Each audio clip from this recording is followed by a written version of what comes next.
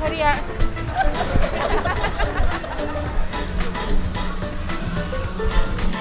Ay, Manong, pwede lang po pabantayan lang saglit? Tapos balikan ko lang po yung wallet ko sa loob. Saglit lang po ah.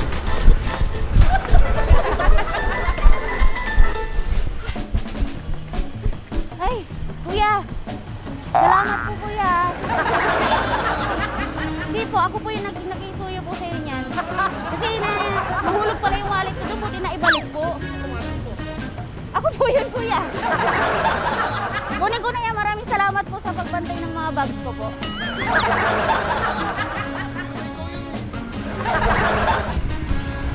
Tay! Kunin ko na po ah, salamat po. Ay, wala pa yung pinagpilin eh. Ako po yung nagbilin sa'yo, Tay. Kasi nahulog pala yung wallet ko doon. Buti na lang naibalik ko eh. Ikaw nagkano sa akin yung bayad eh. Hindi po ako po yun.